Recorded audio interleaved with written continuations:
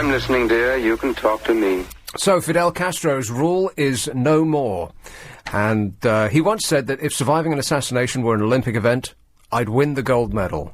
His bodyguard, Fabian Escalante, went back through his records and counted 638 attempts to kill the Cuban leader. Many of them were confirmed in the CIA files, which were declassified last year. President Kennedy was said to have asked James Bond creator Ian Fleming for tips on how to wipe out Castro, and many of the attempts to kill or discredit him seem more appropriate to a bad Bond spoof than real life. And the Mail printed some of them. The old exploding cigar routine. A scheme to pack one of his favourite Cohibo Esplendidos with enough explosive to blow his head off after a couple of puffs. The poison cigar, another Cohibo, laced with botulinum, one of the deadliest natural substances in the world, or the infected diving suit. Castro was a keen undersea explorer, and the CIA agents arranged for Cuban exiles to dust the inside of his suit with powder containing a deadly fungus. There would be a fungus among us. The exploding seashells trick, packed with booby traps and plastic explosives, they were placed in one of Castro's favourite dive areas. Then there was the femme fatale. Marita Lorenz, one of Castro's many mistresses, was persuaded by the CIA to try to smuggle a jar of cold cream containing poison pills into his room. Castro rumbled the plot, thrust a pistol in her hand and told her to kill him face to face. Her nerve failed. Cold cream? He's totally covered in hair. He's like something a cat coughed up. One giant walking ball of hair. Where's he going to apply cold cream? The poison pen trick.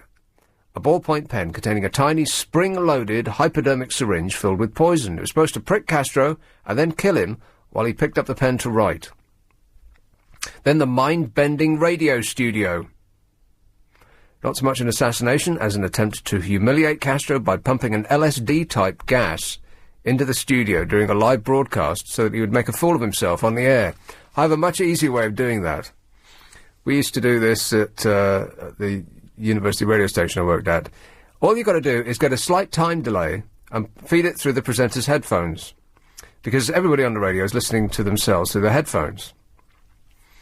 And if you delay it it doesn't even have to be very much, by just half a second or so, it stops their brain cold. They cannot speak because the brain can't process what they're saying coming back at them slightly later. It just renders them, well, they sound like, it's as though you've switched their engine off. Raj is writing that one down. The beard wilter. Castro was always proud of his bushy facial hair, so the CIA planned to make his beard fall out. Which would cause him to be ridiculed. Bizarrely, the plot involved putting hair removal powder in his shoes. Despite the ludicrousness of some of the operations against him, Castro took the threat seriously.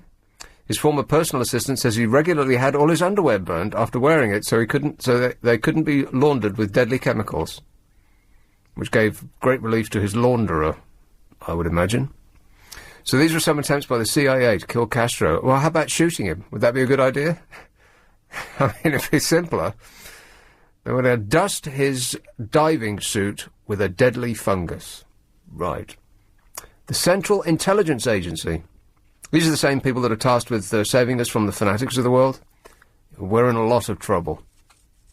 They're the same people who, conspiracy theorists, me among them on a bad day, think organised the planes to fly into the towers on 9/11. Actually, I don't think that.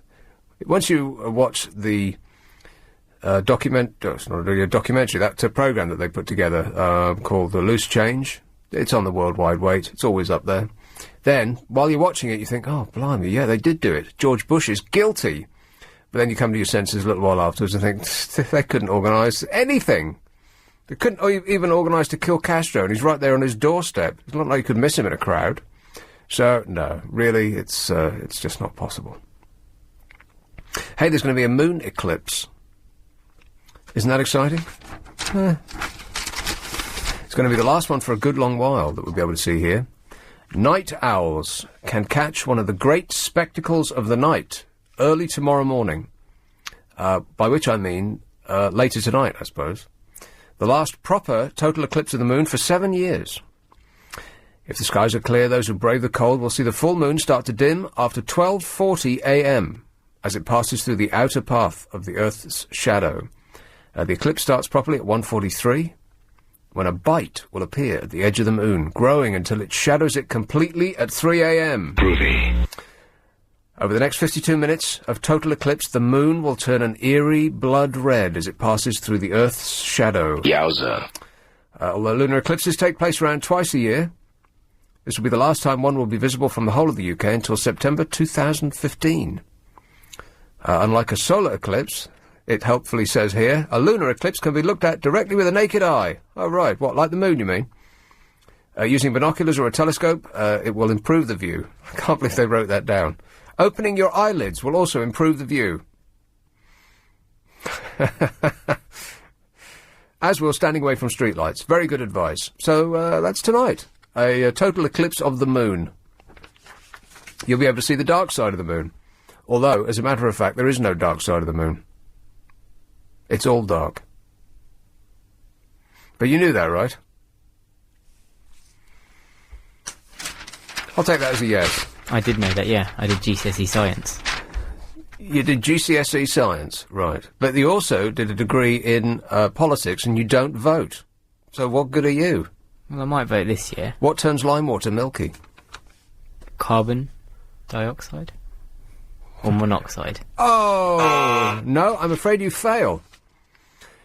So the Brits are on tonight. We're going to be going over to it, and the reason that I started with that Castro thing, rather than an hilarious written piece, was because I spent an hour and a half crawling past the Brits at 1 mile an hour. They block one lane off on that road, and the entirety of the west of London comes to a standstill. Why? Warwick Road is the one that goes at the front of Earl's Court, right? And I hope that Alan Joyce is listening. It's only a one-way road. They didn't block a lane going either way. It only goes one way. It's only got 3 lanes, and they took one out. That's 33 and a third %. But it just screwed everything up. I couldn't believe how slow it was. A journey that takes 20 minutes was about an hour and a half. There was limo lock outside there.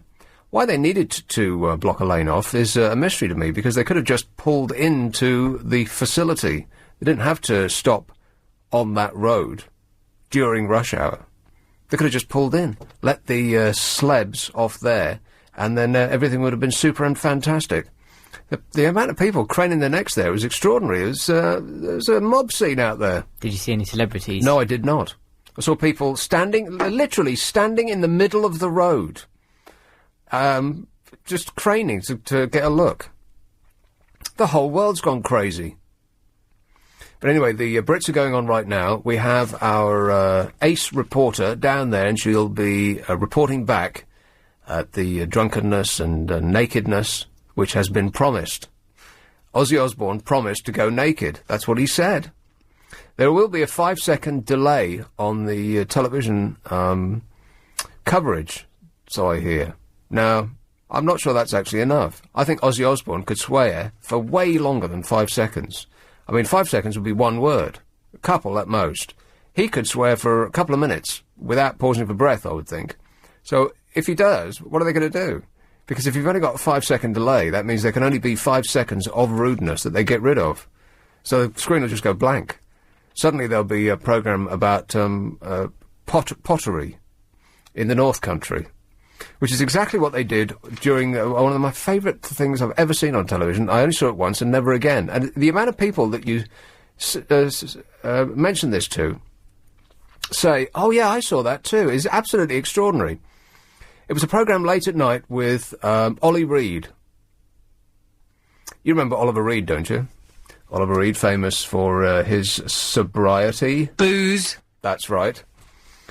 It was one of these roundtable discussion programmes. I think it was on Channel 4, who must have been out of their minds when they organised this. It was a never-ending discussion programme, a programme that had no end. It just continued until they had enough and left. And Oliver Reed arrived drunk and continued to drink throughout. At one point, after he'd abused a feminist, which is so funny, he got up from the table, and I thought, and much to the relief of everybody there, it looked like he was leaving. And I thought, oh, he's had enough and he's gone. And there was a marked relief on the faces of everyone around the table. Oh, sweet joy. That awful man is leaving. But he didn't. He went to the table where the refreshments were stocked and came back carrying 2 bottles of vodka. So funny. And eventually they took it off the air and they replaced it with a black and white programme about pottery in the northeast. So bizarre. It was as though panic had run through the building and they just grabbed the first tape they could and slammed it on the air. Hilarious. And the amount of people that you say that to say, yeah, I saw that as well. I mean, how many people would sit up late at night watching a Channel 4 endless discussion programme? You think it'd be me and 2 others. But it seems like half the country watched it. Anyway, that's what we can expect this evening. If Ozzy goes off on one, we can only cross our fingers and hope. 7:45. LBC Travel with Alan Joyce. Thanks, Nick. Well, there's still one link. 0845 6060 973. Hampstead first. George. Hello, Nick. Hey, George. Did you see The Guardian today? I flipped through it. The society section, the Ken Livingstone interview? Societies section? Yeah, there's sort of a 2-page article with Ken Livingstone. Ah, right. No, skipped over that. Starts off saying Ken Livingstone can't be accused of harbouring modest ambitions for London. Right. I'm in favour of an independent nation-state, he says sunnily. We would have European summertime and people could come over the border at Surrey to change their watches and their currency. Right, this is a joke, right? It's not a joke. It goes on to say, is the elected mayor of London joshing? No, I would love it, he says. Well, he is joshing, though. No, he's not. Well, he is, though. I mean, that's a silly thing to say. Why? Well, London would be a separate country. Yes. Daft thing to say. He quotes, I look at Singapore, an independent nation-state effectively run. Why doesn't he put that in his manifesto? He does believe that. Because people think he's off his chump. Why should he be off his chump? But, well, for a start, the rest of the country would fall flat in its face if it wasn't for London propping them up. London needs to be a self-governing city. I'm still hoping to be able to give the people of London the chance. Right. Not much chance of that, though, George. Doesn't look like it. No, I wouldn't think so, no. A little chink of reality has burst into your living room there. Well, only because I haven't been able to sort of develop the situation and get a celebrity candidate to put that to the people of London. Yeah, I'll do it. Not celebrated enough? Yeah, I know what you mean. I don't know. I'm pleased that that's in print because I've said to you before that he must have been joking. No, he's not joking. He is serious about that, and I believe that is the future. If he was serious, then he would have put it in his manifesto. He would have said something about it before. That's just him joshing with a journalist who who gleefully wrote everything he said down. No. I mean, I was missed the smile on his face as he was saying it.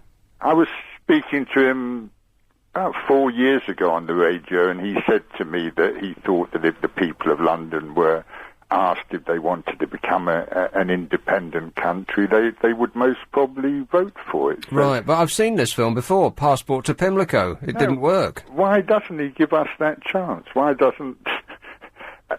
Why don't journalists ask him that question? Why doesn't he bring that into his manifesto? I think it would be brilliant, Nick. Well, what benefits would accrue from it? The benefits that would accrue would be that London, as a self-governing city with its own currency, could just set an example that the rest of the world could follow. That's so vague and waffly. It doesn't mean anything. It's not vague and waffly at all. You didn't say anything.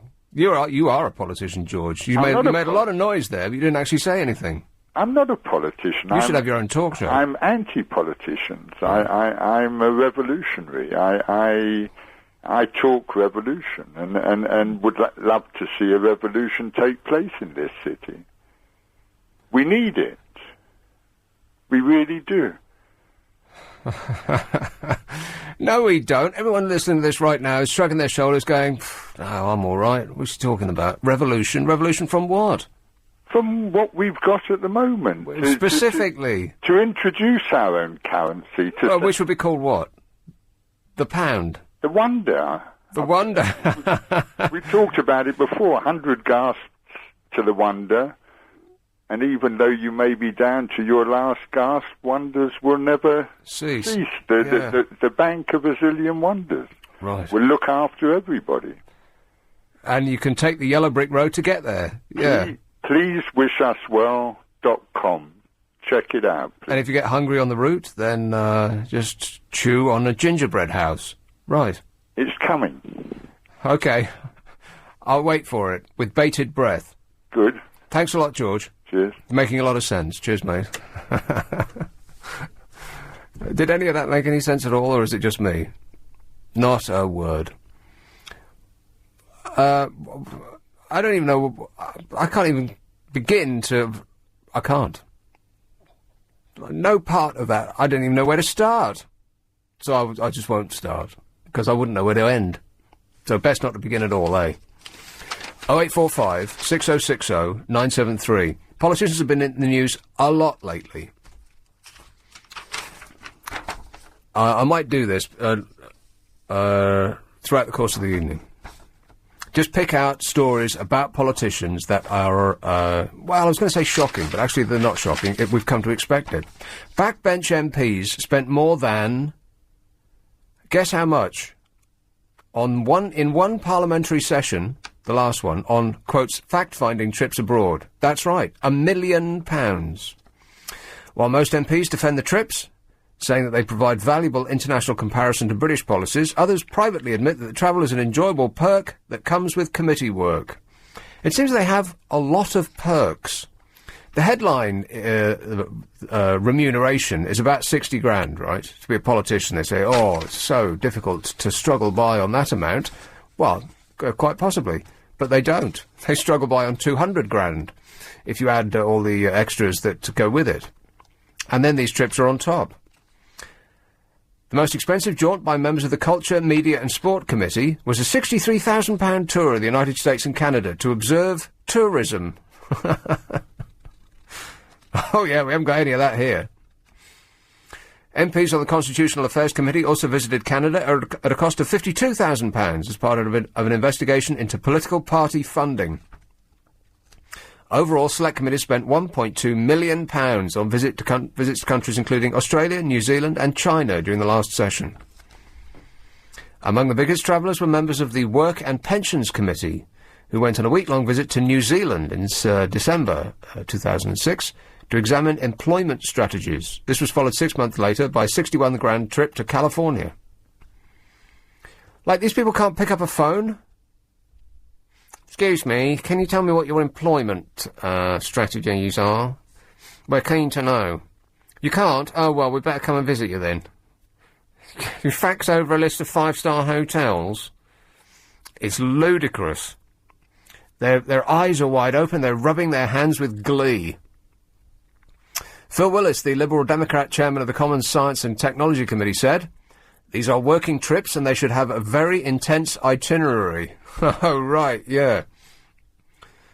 To be able to meet people involved in policy making and be able to put that to use is very positive. Right. Last week, the Sunday Telegraph revealed that Barry Shearman, the Labour chairman of the Children's Schools and Families Committee, said, and his wife, had enjoyed a week's holiday in Thailand, spending £3,000 of our money to attend a 2-day conference organised by the British Council. The cost of the first-class flights and 3 nights at a 5-star hotel were picked up by the council. In other words, us. And then there's the food at the House of Commons, which is I mean, am I being unkind, unfair? Am I speaking out of turn here? £1 million on fact-finding trips abroad. What, don't they have phones? Couldn't they email them? That wouldn't cost anything. And he and his wife enjoyed a week's holiday in Thailand on a 2-day conference. I see. Right. First-class flights. Do you know how much first-class flights to Thailand cost? Business costs about £3,000. First is off the scale. Still, the food's so yummy. This is LBC. Aer Lingus now flies. Hi, honey. How are you? I'm super, thanks for asking. The Brits are on right now, and Joe Parkinson, our show business correspondent, is at London's beautiful downtown Earl's Court. Hey, Joe, what do you know? Hey, good evening. How are you? Good, thanks. Well, what do I know? Well, I know that the Brits have started. The show is underway. Meek is on stage at the moment singing Grace Kelly. He was just on stage with Beth Ditto, and they did a version of Standing in the Way of Control. And I think, but I'm actually quite a way back from the stage, before that they performed Big Girls You're Beautiful together, which would make sense, being it with Beth Ditto. But it's looking like it's going to be an incredible show. The Osbournes, of course, hosting. And it's not just Sharon and Ozzy, it's the whole family, so Jack and Kelly involved as well. And they seem to have their own backstage area. They're not hanging out with the rest of the stars. They've got a completely separate bit, which they're taken to via golf buggies. So, now, is that because they? there. Well, is that presumably that's because they're presenting, though, right? And they have to be available at all times.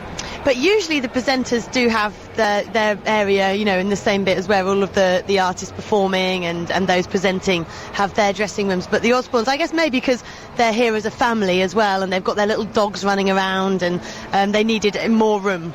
Right, and they wouldn't want to mix with riffraff like Paul McCartney. Well, exactly. Ozzy actually said that that's the only reason why he agreed to do it, was because they were going to be presenting Paul McCartney with his Outstanding Contribution Award. Now, the record industry is going through a lot of problems at the minute, and there was a suggestion that they were going to send fewer people to this bash. Are there any empty seats? Not that I can see, and it sounds like it's absolutely packed. The screaming's immense, and judging by what I'm seeing on the screens, because as I said, I'm not sitting on a table this year, which is a bit of a bummer, but it looks full. And I know what you mean. I mean, there's less record sales as well. The music industry is definitely in probably a worse state than it was this time last year. But the hype surrounding these awards hasn't been any less. Particularly with the Osbournes presenting it, and some fantastic performances, like with Mika opening and Macca closing it, Kylie's performing, Leona Lewis, and of course Amy Winehouse. Well, it's very important that the industry makes a good show here, because the people that appear at this event can see their sales rocket by 2, 3, up to 1,000% on the next day, can't they? Absolutely. I mean, even being nominated in a category raises the record sales, but if they win, I mean, then they just go through the roof. The thing is, with the people that will win tonight, their record sales are already big. I mean, I think we're going to see Take That do well. I think Arctic Monkeys will probably get Best Group. Both of whom do exceedingly well in record sales anyway. And it's the people like Bat for Lashes, who nominated in the Best Female category, Newton Faulkner, who could do with the exposure more. And just, I guess, just for them being nominated will have given them more record sales, definitely. Now, the Arctic Monkeys, it's interesting that you mention them, because they've effectively boycotted the event over the past couple of years, haven't they? And yet have continued to win. Yeah, I know. And actually, I was told that they weren't going to be here tonight, but they did turn up right at the last minute on the red carpet, all dressed like, they looked a bit like young farmers.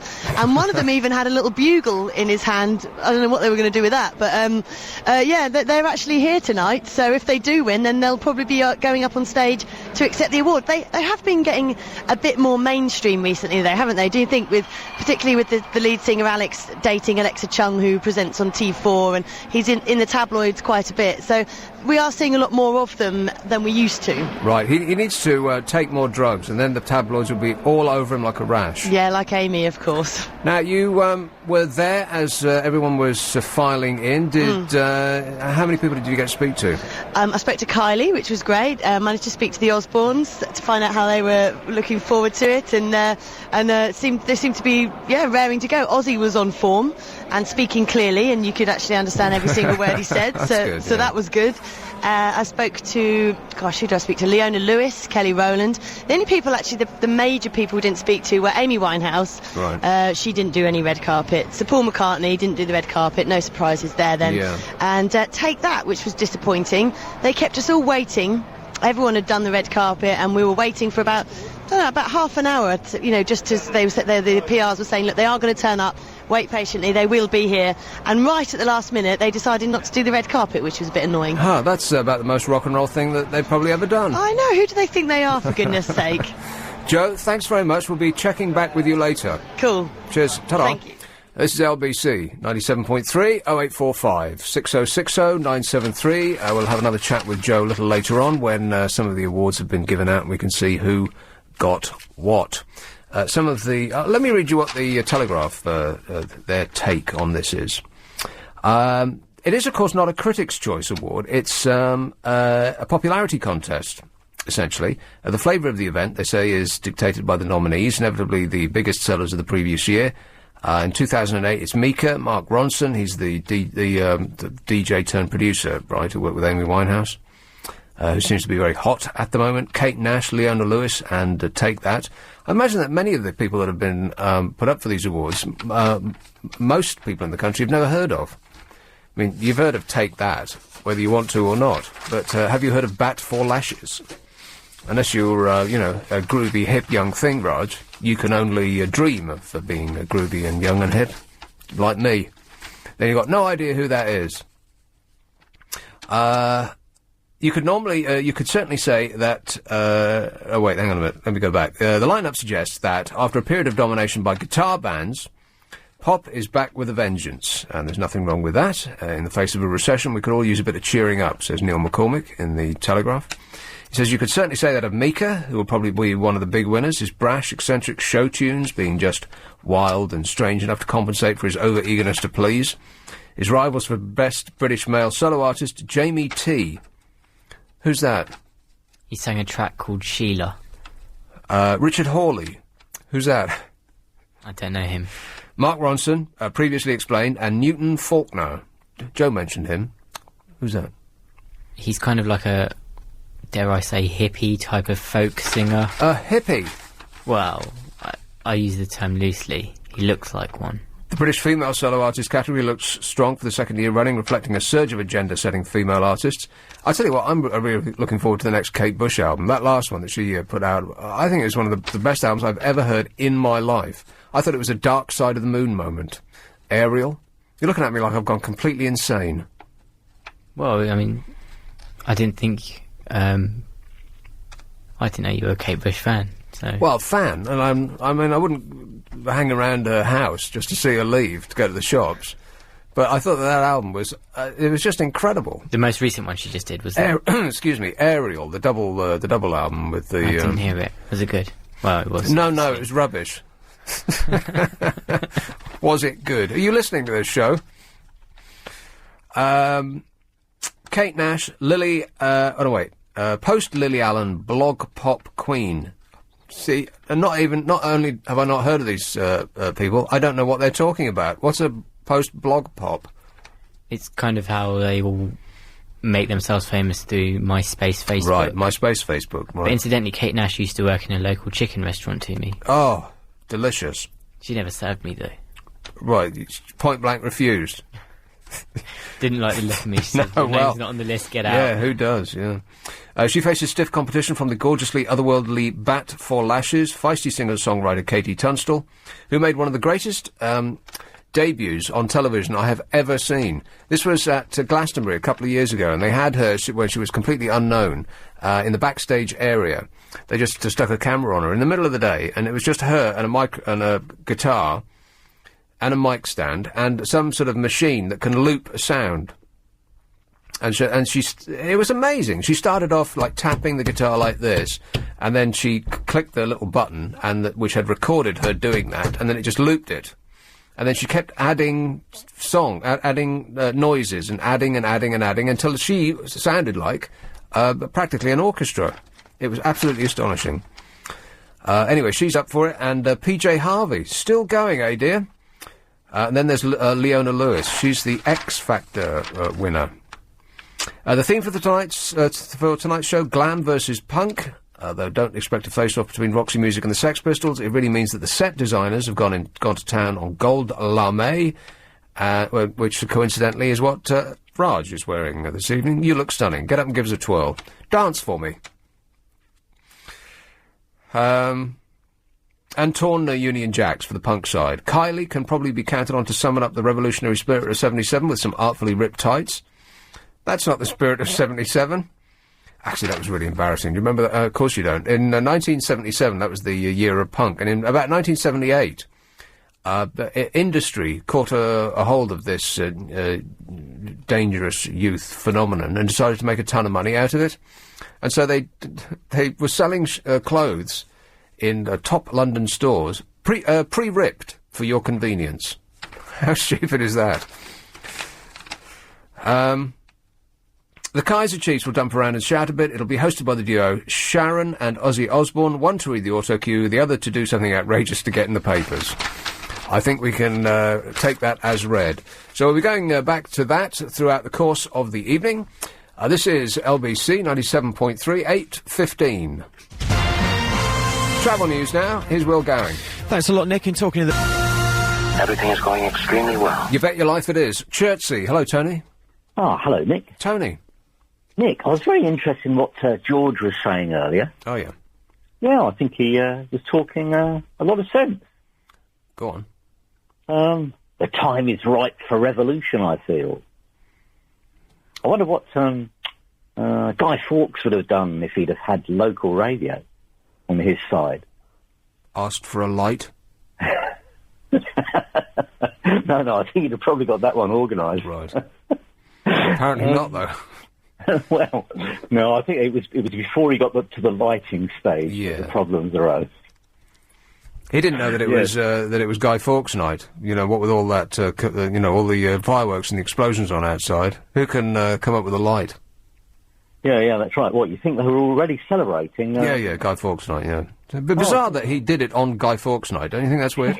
It's absolutely amazing, that's right. Yes. Yes, yeah. So, a revolution in what respect? Go on, sell it to me. Well, do you feel that lots of people feel a little disillusioned with our governing body? Yes. Do you think that lots of people are listening to this at the moment thinking, yeah, he's right? No. He ought to No, I don't.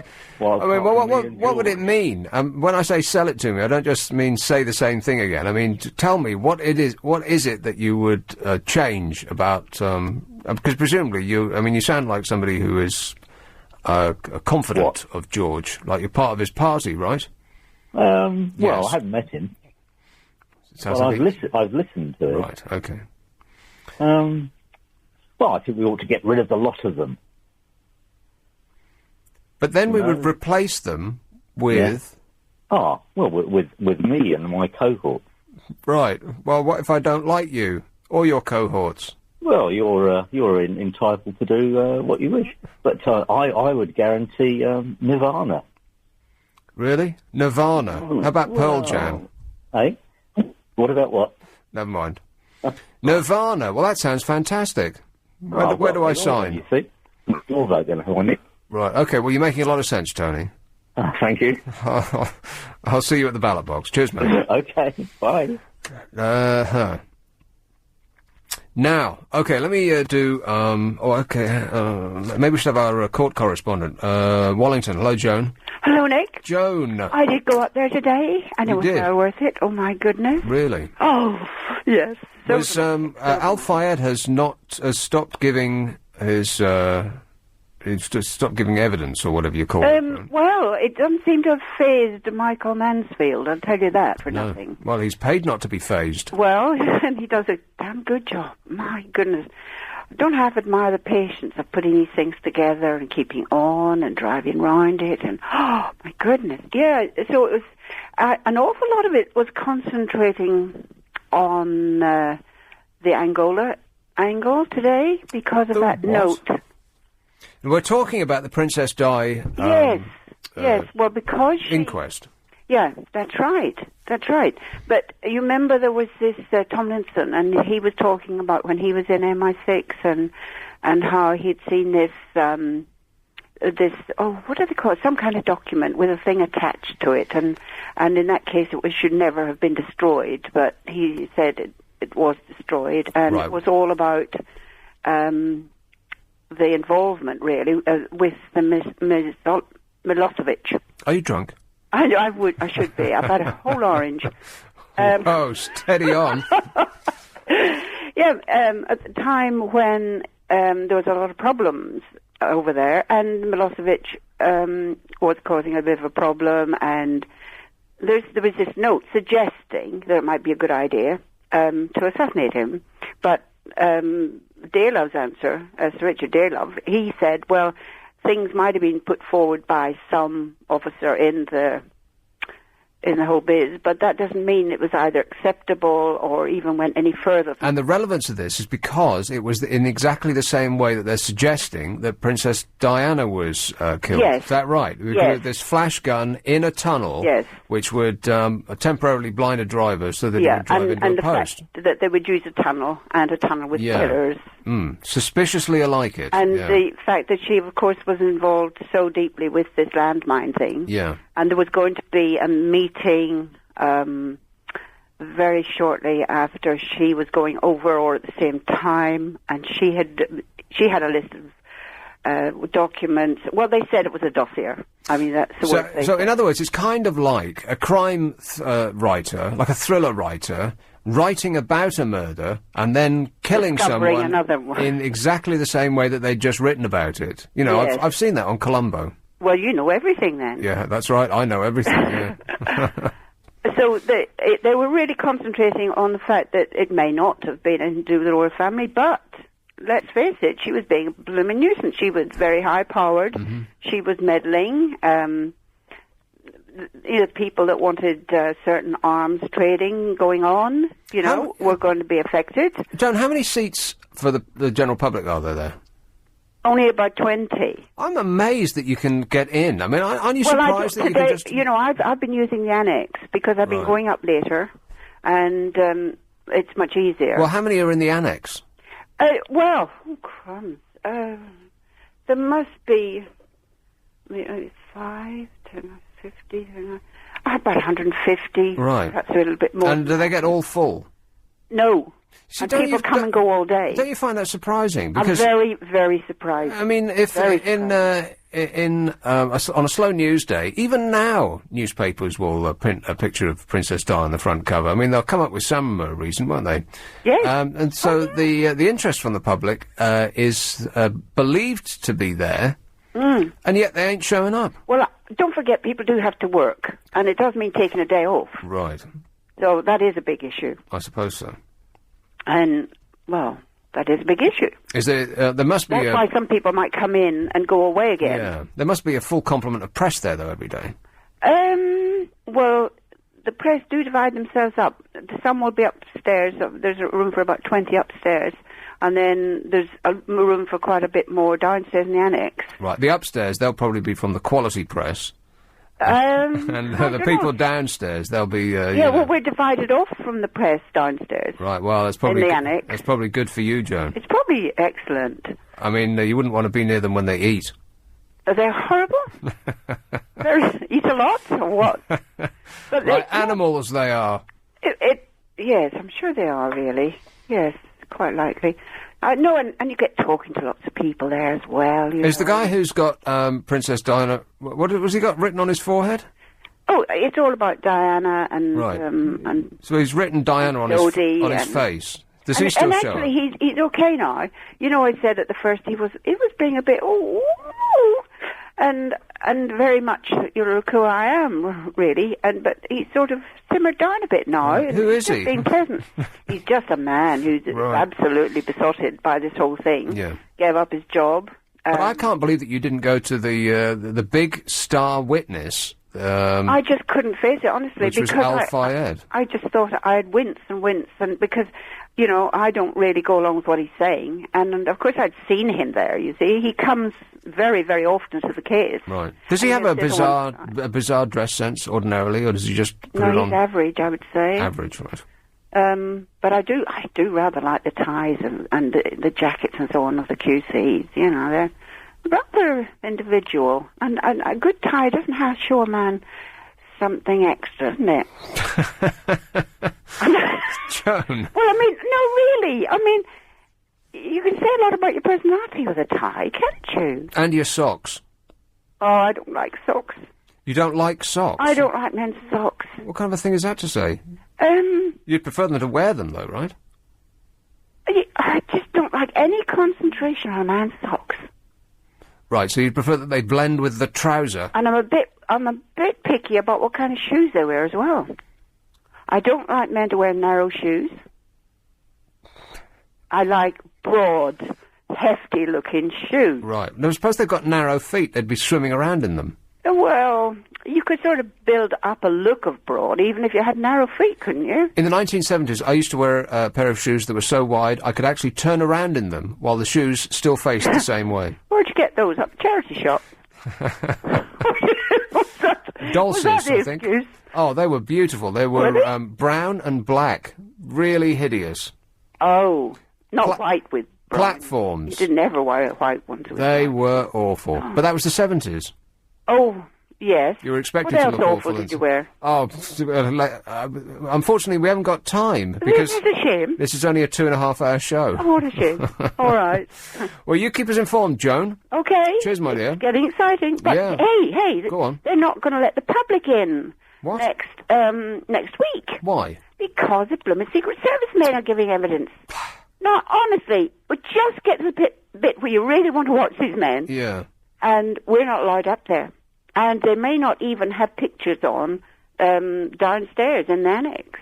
So we may only get the text written up, or we may get signed. So I'll have to inquire a bit more. Very suspicious. I'm not going to go up there if we can't have something. Well, no, quite. So, yeah, we'll see what happens. All right, keep your eyes open. Okay. Cheers, my dear. Bye now.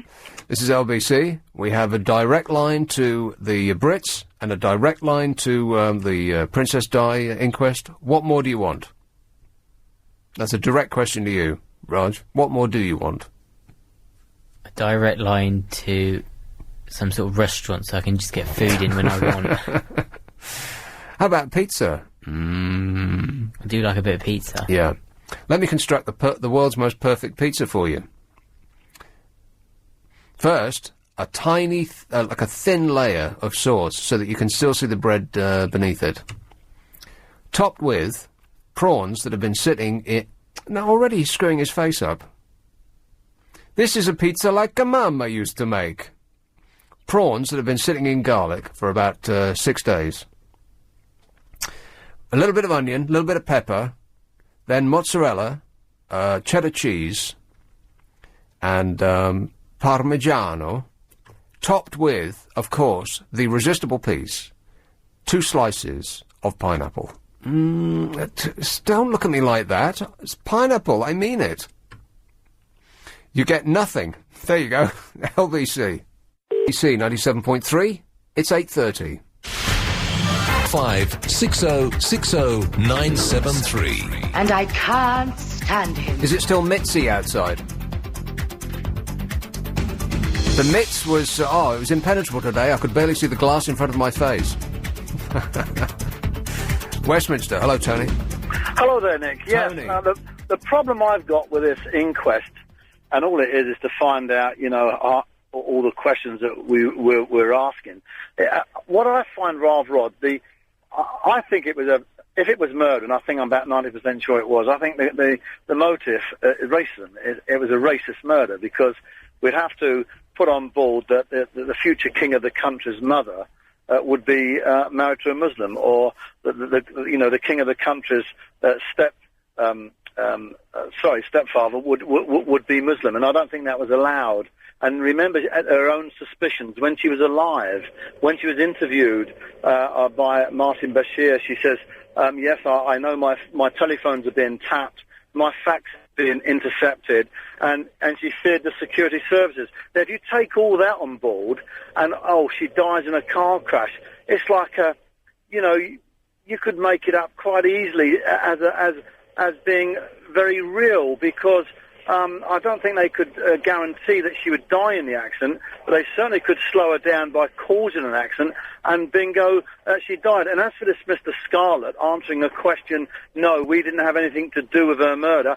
If he's representing the MI5, MI6, whatever, the internal security of the country, he's not going to say, yeah, because it was us, we was involved, we did it. I mean, he would like say that, wouldn't he? Yeah. He would say that, wouldn't he? So, yes, on balance, I would say it was... the establishment did it. Having said that, Tony, they screw up virtually everything they touch. Do you think that really they would be able to get something like that, something so complicated, so perfectly right, that even to this day, not an ounce of evidence can be found against them? Well, I think it's circumstantial, isn't it? First of all, she was Princess Diana of Wales. She was married to the future king of the country. She did fear the very security of the country in which she lived, and she, could have become queen. If you put all that on board, and particularly personal concerns and fears, and remember when they said, "Oh yeah, she's not owed a ticket," she's got mental problems. Who wouldn't have a mental problem being married into that family and having to have two in the marriage? I mean, come on, old Big Ears. If you was married to Big Ears, wouldn't you end up with a problem, Nick? Yes. I think a lot of people would raise a finger of complaint. Thanks a lot, Tony. Cheers, mate. 0845 6060 973. Now, I do subscribe to conspiracy theories quite easily, but I would have to say about this one, if it was murder, indeed, by the dark forces of evil that run this country, then you'd have to say either they screw everything else up in order to make it look like they're just a bunch of dopes, but are actually evil geniuses, or they got so lucky on this particular one that no one can quite believe it. They must be still looking at each other in shock. It doesn't seem likely that they could pull it off so successfully, does it? Same thing with flying the planes into 9/11. I mean, there's a lot of people who believe that George Bush and the evil men behind him, who are running America, had a hand in that. Not had a hand in it; they planned it. But it went so fantastically well that you think that they couldn't possibly have had a hand in it, because if it had got something to do with them, the planes probably wouldn't have got off the ground. They would have missed. They would have been grounded because of a lack of in-flight peanuts. Something like that. They would have just not thought of some tiny detail, and they would have screwed it all up. So it's the very success of the of both events, if success is a word you can use in this context, that makes me think that the government didn't have a hand in either of them, because they went so swimmingly well. Not that I'm saying it went well. You understand what I'm... Just to stop people rushing to the phone to complain. I'm not saying it went well, but you know what I mean. You do have to cover yourself all the time these days. How am I doing so far?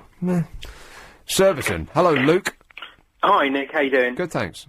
Excellent, excellent. Yeah, I just wanted to sort of give my opinion on the whole Diana inquiry, really. Yeah. I'm a big believer to, the solution to most problems tends to be the most simple one in most cases. Yeah. Now, this happened, over 10 years ago now, and it's been drawn out for so long, for ages, and my personal opinion is it's just really so much more simple than someone's making it out to be. But basically, maybe the driver did have a couple of drinks, maybe he didn't. Basically, he was just driving a little bit too fast. He was being chased by a paparazzi. He got distracted, probably by camera, perhaps. The photographers, they take pictures, and lost control and crashed, and the rest is history. That's what happened. It's not a big conspiracy. It's not a big facade. Nobody's that clever enough. It only happens in films. These long, drawn-out, complex conspiracies. It's that simple. There's two ways about it. All right. Okay. But having said that, and and me having said everything that I just did, I think that the fact remains that it doesn't matter what they say at the end of this latest investigation, people will still believe what they believed at the beginning of the investigation. Doesn't matter how much money they spend, doesn't matter how much evidence they gather or time they take in delivering their judgment. People will still believe that she was killed by the royal family. Maybe I've missed it. What I don't quite understand is what is this tremendous incentive that they had for killing her? That they would have risked, blowing this out of all proportion, obviously a risk of it getting out. A massive risk to take on their part. Absolutely. Yeah. Surely, okay, yeah, let's say, hypothetically, they discussed it. Surely you would weigh up, any intelligent person would weigh up the benefits, with the risks. And any intelligent person would decide, oh, no, that's ridiculous. Why would we conspire to kill Diana? But we are talking about British intelligence, which is... British intelligence. Yeah. Yeah, I mean... The second word is usually put in inverted commas. Sorry, I do apologise.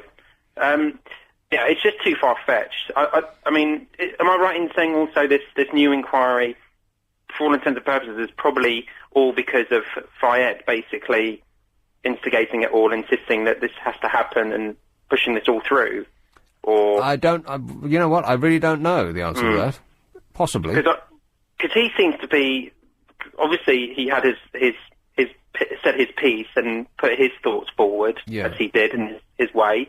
I have a very simple sort of thought for that. I can easily imagine any number of private investigators out there looking at this situation and thinking, I can very much take advantage of this as well, and looking at him as an individual who perhaps is probably quite vulnerable about all of this. Obviously, he's very upset about it, but also with a vast sum of money. I don't think it would be too difficult for a private investigator to string together lots of different so-called lines of inquiry and investigations and all these sorts of different things while they're on the bankroll and getting paid silly amounts of money. Well, yeah, quite possibly, but if you were hired to investigate this, there are a lot of circumstances surrounding it that don't seem to be clear. And I don't think that this inquiry is going to clear them up for us. We'll still be in the same frame of mind at the end of it as we were at the beginning. Luke, I've got to go. I do hear your point. All right, Luke, I've got to go, mate, but thanks very much. All right, I'll leave you to it. Cheers, ta-ra. All right. 0845 6060 973. We're going to go back to Joe, and the show started, the Brit started at what, 8? Was it 8 or 8:30? I think just about 8. 8 o'clock. Oh, so some awards will have been given out by now. And there are, let me just count, 1, 2, 3, 4, 5, 6, 7, 8, 9, 10, 11, 12, 13. 13 awards, 2 of which have been decided in advance, because there's only, like, the Outstanding Contribution to Music. The people up for this are Paul McCartney, and that's it. So that's not going to be too hard to choose between him and himself. Also, the Critics' Choice Award, Adele. That's also just Adele. Who is Adele, by the way? Young singer, looks like Alison Moyet. Alison Moyet? Sings a song called Chasing Pavements. I think that's her biggest hit so far. Right. So you are our man with his finger on the pulse of pop. Indeed I am. Right. I, on the other hand, have turned into my dad and don't know who anyone is anymore.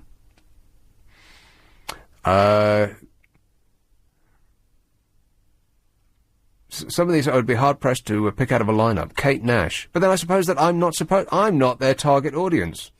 I'm 187 years old. You're supposed to be, into pop. I'm into rock. I'm not actually into pop either. I don't know how I know these people. Mm-hmm. I think I just come across them on music TV and right. stuff like that. Of course. Yeah. Mm-hmm. Music television. Oh, that's excellent. That's where they have a lot of shots from, which are taken from the pavement. A lot of guys in sportswear. And about 10 pounds of jewellery hanging from their necks going, yo, into the camera. Pointing and gesticulating and gripping themselves in a rather unsavoury way. Not all rap videos are like that. Yes, they are.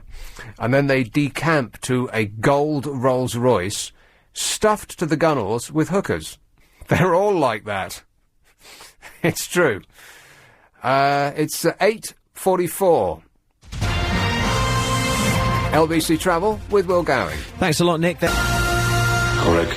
I enjoy working with people, specifically with Jo Parkinson, who's our show business editor. She's in glamorous Earl's Court. Jo. Good evening. Now, have any awards been given out yet? Yes, we've had 4 awards now. Now, can I guess who won them? Go on then. Now, which was the first category? First category was Best Live Act. Live Act. Now, interestingly, the winner of that is chosen by listeners to Radio 2. Yes. Which is bizarre, because you'd think that listeners to Radio 2 would never go to a rock concert or pop concert. I mean, they'd be sitting at home with their fluffy slippers on. I don't know, because festivals have got quite middle class now, haven't they? They're not like they used to be. I suppose so. OK, the British Live Act was between the Arctic Monkeys, Kaiser Chiefs, Klaxons, Muse and Take That. Yeah. It's got to be Muse. Please tell me it's Muse. Well, you say that because they always win Best Live Act. But they didn't win it this time. It's not Take That. Yes. Oh! Yeah, they're the first winners of the night. First of 4 awards that they're nominated for. And they've just been backstage, actually. It's a bit of a strange situation back here, Nick. I have to tell you that we're in this supposedly a press conference. Yeah. The acts come on and stand on the stage, yet George Lamb, who's a presenter on T4, gets to ask them questions. We don't get to ask the questions, so I'm a bit peeved about that, actually. I think, as a journalist, you have to just elbow your way to the front and make yourself heard. Well, we're all having a bit of a moan about it, because it's just ending up being a personal conversation between them and him, and that's no good to anybody. Anyway, that's my moan over. Yeah, very unusual for a journalist to moan. Well, it's supposed to be a press conference, though, isn't it? Yeah, well, I can't help you there. No, anyway, they were very happy, and I'm sure that they're going to go on to win more. So the next award was for Best Breakthrough. Best Breakthrough, OK. Bat for Lashes, Kate Nash, Klaxons, Leona Lewis and Mika. Yeah. Now, on the basis that Take That one Live Act, I would say Leona Lewis, the X Factor winner. Wrong. Oh! I'm doing very badly. You are. Who won it then? Mika, right. Which is just as, this year has been incredible for him. And this time last year we didn't know who he was. Yeah, you talked to him earlier on. What's he like? He's a bit strange. He can sometimes take himself a little bit too seriously, but he is really, really good fun. And I love the fact that his mum and his sister make his outfits for him. Really? Yeah, it's a family affair. Uh-huh. And he went on the stage and he screamed and did everything you want from a winner. Yes. Then we had International Male. The person wasn't here. So, OK, this is a choice between Bruce Springsteen... These are the big artists, right? Bruce Springsteen, Kanye West, Michael Bublé, Rufus Wainwright and Timbaland. You couldn't put together a list of 5 people who are more... unlike each other than this list right here. How could you possibly choose? Who do you think's been the biggest? Well, now this isn't what we got here at the Brits is a popularity contest, essentially, isn't it? So I would have to say Bruce Springsteen. But with the kids. Kanye West. Yeah, of course. So that'll make his head even bigger, because he's quite big-headed. And then after that was the big one for us, Best British Male. Best British Male. Male solo artist. Yes. OK, Jamie T, Mark Ronson, Mika, Newton Faulkner and Richard Hawley. I have to admit, apart from Mika, I wouldn't be able to pick any of these people out of a lineup. I've got no idea who they are. So I'll say Mika. No, it wasn't Mika. It was Mark Ronson, who has had massive success. First of all, produced Amy Winehouse's album Back to Black, and then went on to do an album called Version, where he works with loads of different artists like the Kaiser Chiefs, Lily Allen, Robbie Williams. You must have heard of it. Yeah, Mark Ronson, he used to be a DJ. Hey! Yeah, he did. A really good DJ. He's a hip-hop DJ. Right. But he's a great producer. Gives people like me hope that someday we might make something of ourselves. Yeah, exactly. And he's he's quite same build as you and everything, quite slight. Yeah. Is he also as I won't pursue that. Devastatingly good-looking and handsome and charming as me? Yes, absolutely. Well, he's really got problems. He's gorgeous. Now, he's also probably done the longest speech of the night as well, I would have said. He really took his opportunity on stage to thank every single person that he knows. His mum and his dad and God. Did God get a mention? We didn't hear about God, but lots of other people did. OK, next. So we're waiting for another award. We've had some performances. As I said before, Mika and Beth Ditto opened. Then Rihanna came on stage with the Klaxons, and they did a sort of mix-up of Rihanna's song Umbrella with the Klaxons' Gravity's Rainbow.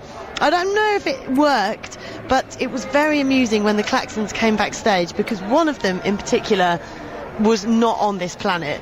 I've never seen anything so funny. And I wonder if the TV company, the TV people will run that interview, because he really wasn't quite here. His eyes were rolling and everything. Oh, good. Yeah, well, he'll be front page of in the papers tomorrow. They'll love that. Rock and roll. So only three given out so far, is that right? Four awards given out so far. And what's the fourth? The fourth was Best British Male. We've just done that. We've got Best British Male, Live Act, and International Male. And Breakthrough. And so we're waiting for Best Female, Best Group, Best Album, both British and International. I think Kylie's going to win International Female. Now, you're backstage at the moment, yes. right? The backstage area, you know, a lot of people who don't get the laminates that allow you to get, to access all areas, they think, oh, backstage must be nirvana back there. Beautiful it must be. What's it like? It's the back end of nowhere in Earl's Court. Right. It's horrible. Yes. I mean, it really is. It's just sort of offices and big air ventilation systems and loads of cameramen and journalists like me talking into microphones. It's not glamorous at all, not compared to actually being in there watching the show, sitting on a table. Right. Not even glamorous ventilation systems? Definitely not glamorous ventilation systems. I thought I'd check. Joe, we'll check in with you later. Thank you. Thanks a lot. That's Jo Parkinson. She's over at the Brits, which are going on right now. So, 4 done, which makes it about 9 to go. We'll check in with her later. 0845 6060 973. Here's calling Bermondsey. Hello, Peter. Good evening, Nick. Yeah, Peter. I wonder if Aussies managed to not swear yet. Well, it's like I said before, they have a 5-second delay on TV, which I don't think is quite enough. No, it isn't really, no. But anyway, I was going to say, you know, Tony, that you just had on, I mean, he's an extreme left-winger. There's something about the capitalist system he hates. And I'm absolutely beyond me why they live in this system. I mean, Cuba's there, you know, it's a socialist.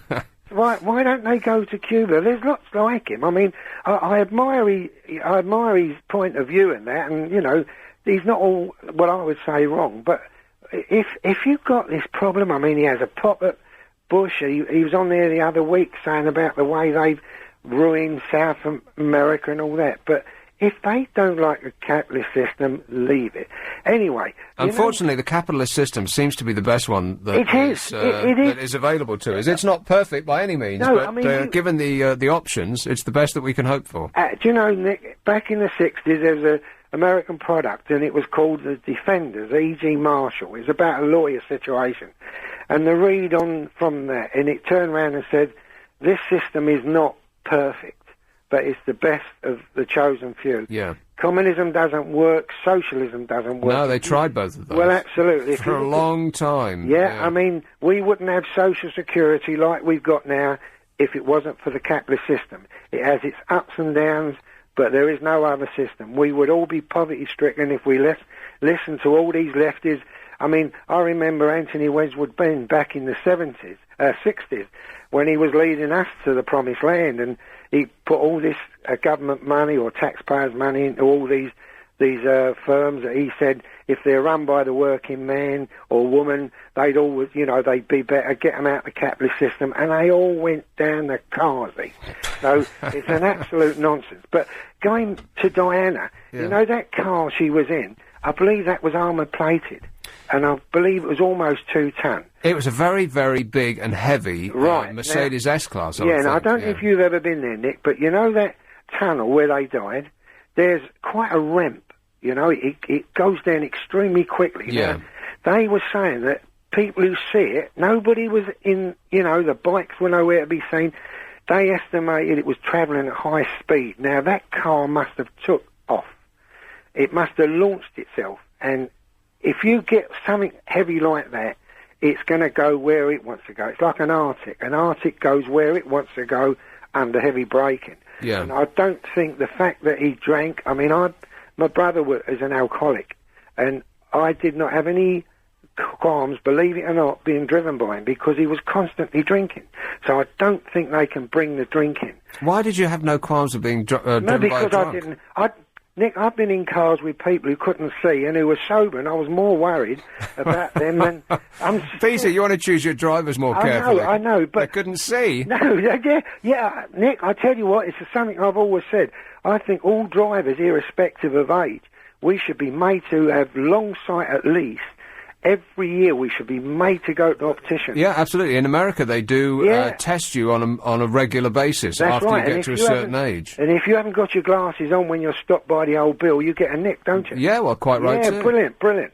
But no, as I said, I think, and with Fayed, I understand where he's coming from, because for some reason or other, the establishment would not allow him, and still don't, to be a British citizen. Well, I think they're still upset that he bought Harrods, because that's where the establishment likes to shop, and they're just upset that he bought it. Yeah, because it was the man was called Tiny Rowlands. He was about 7 foot tall. And he was a guy who was, with his consultant, doing his utmost to stop Fayed. Yeah, unfortunately, this is a long conversation, and we've just run out of time, but thanks very much, Peter. London's... Hello, boys. So we're going to be going back to Jo a little later on, and she will undoubtedly be discussing Leona Lewis' tremendous success as Best British Breast. I had no idea there was such a category. But that's what the nice man on the news said. Maybe he's an aficionado. He had a nightmare. He'll be better in the next hour. Best British Breast, eh? I bet Jack Osborne was up for that one. 0845 6060 973. There's a couple of things I brought in today which I'd like to talk about, and they're all totally different, so we're going to be skating from one subject to the next. One is about a car which runs on air. Actual air. And that's all. That's the only thing it runs on. Doesn't that sound great? You do feel as though we're on the cusp of a giant breakthrough in energy technology, because we've had communications technology, we had the Industrial Revolution. I mean, I know that's going back a bit. But what we haven't had is an energy revolution. Not really, since the combustion engine was invented. We're still using that clapped out or noisy, dirty, disgusting way of getting about. And hydrogen cells and biofuels, and that's just a stopgap. That's nothing, really. What we actually need is something that runs on either water or air. Well, they just invented one. Can you believe it? Raj is so excited he's fallen asleep. A car that runs on air and releases no pollutants into the atmosphere could be on sale in India as soon as this year. The 3-seat fiberglass car called a One Cat weighs only £770 and is expected to be priced at around $2,500. The engine technology is backed by Tata, the Indian conglomerate that last month unveiled the world's cheapest car. They're the people that are buying Jaguar, aren't they? Oh, a lovely cup of tea. Thanks, Alex. Let's have a little taste. Oh. It just gets worse. How do you make a tea that bad? I'm serious. Oh, he's come back. Now he's going to hit me. Get out. You're in disgrace. Honestly, really, I mean, how is that possible? Appalling. I don't know why I bother asking. Refuelling this car involves topping up on compressed air. That's what powers the piston engine. You can top up in a couple of minutes at a cost of as little as £1. The vehicle is ready to travel another 200 to 300 kilometres. That's about up to 200 miles, the inventors said, at the cost of £1. Isn't that great? According to the manufacturer, its fleet includes cars that could cover 100 kilometres for about 60p. A full tank of compressed air would last for up to 10 hours. A top speed of 70 miles an hour has been claimed. An oil change should be necessary only every 30,000 miles or more, and the air expelled from the engine will be clean and cold and can be used in the air conditioning unit. You could stick a hose on the back of your exhaust pipe and pump it right back into your car as cool, fresh, clean air. Do you think if you broke down, you could just, like, get a straw or something and blow into it? Yeah, that's what you do, yeah. With a straw, yeah. See, this is what I have to work with. This is no wonder this show's in the toilet. Isn't it awful? That and this tea. Oh, dreadful. The other thing is British gas profits. This is a shocker. How small are your gas bills lately? Exactly. British Gas faces a consumer backlash. Well, not really, because what are we supposed to do? Not use gas anymore? Oh, I'll just eat salads from now on. A consumer backlash as it prepares to unveil an increase in its profits tomorrow. Guess what percentage its profits are up by? That's right, 570%. 570%! What? The announcement will anger customers, many of whom were hit with a 15% surge in bills last month. Mine's gone off the scale. I pay, like a certain amount in direct debit. I think it's about, something like 90 quid a month, something like that. So it's outrageous. And I've been putting in an estimated reading for about the last year. And, pleasingly, they kept coming back that they owed me money. Of course, they didn't give me the money. They kept taking the same amount out of my bank, and the amount that they owed me kept racking up to the point that it was 350 quid. And then I made the mistake of sending them an actual reading. And it turns out I owe them 350 quid. So, in other words, their readings were £700 out.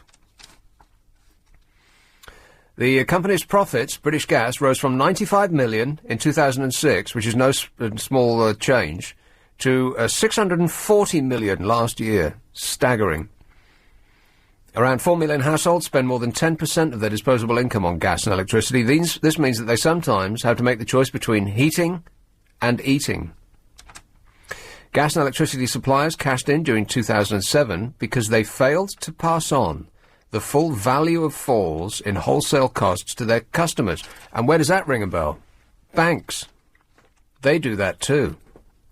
This allowed British Gas and others to increase their profits significantly. By contrast, of course, the power industry was quick to impose dramatic increases in customers' bills when wholesale costs rose again recently. So very slow to give it to us when it's on the way down. Really quick to land us with extra bills when it's the price of wholesale gas goes up. The consumer group... by the way, did you ever wonder how you can get gas from one supplier or another? How does that actually work? Because all the gas just comes in the same pipe to your house, right? I mean, it's just connected to the big gas pipe outside. I mean, if I went from Eon to EDF... is a man from EDF going to come around and just deliver the gas, that yummy EDF gas? How does that work? I don't really understand that at all. I don't understand the electricity thing either. How can you choose between one supplier and another? It's just the same electricity. They're not actually making it, are they?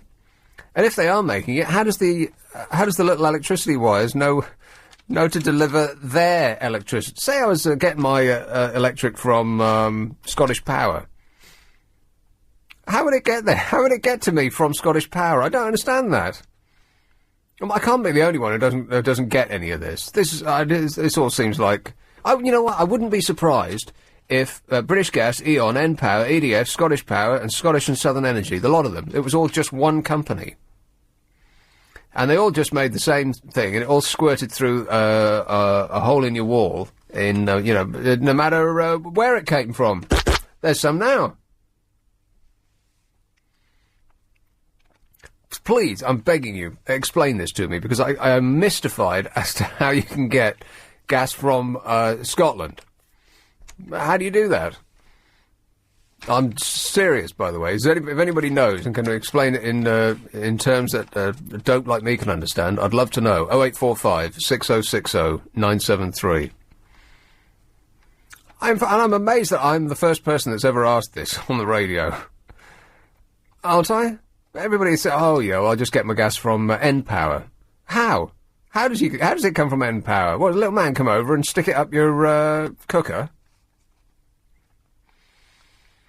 The consumer group Energy Watch believes that the sector's huge profits are evidence that the energy market is rigged against the public. It's demanding a competition inquiry into concerns that the market has been carved up by the Big Six. The man from Energy Watch said all of these suppliers are going to post huge profits for 2007. Our concern is that when wholesale prices go up, they're quick to raise domestic prices, but when they go down, they're very slow to pass reductions on.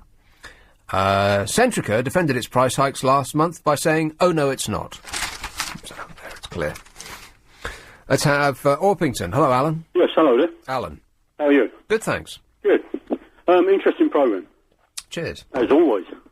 The thing I'm phoning about is you was talking about the car that runs on fresh air. Yes. Well, in my opinion, you get the air from somewhere. It's got to be compressed. So what power is used to compress the air? Because I used to operate a compressor for diving bottles. Oh, yeah. And it was running on petrol. Right. So you use petrol to compress the air. So the logic is that you're not getting it for nothing, or it's not a positive deal, is it?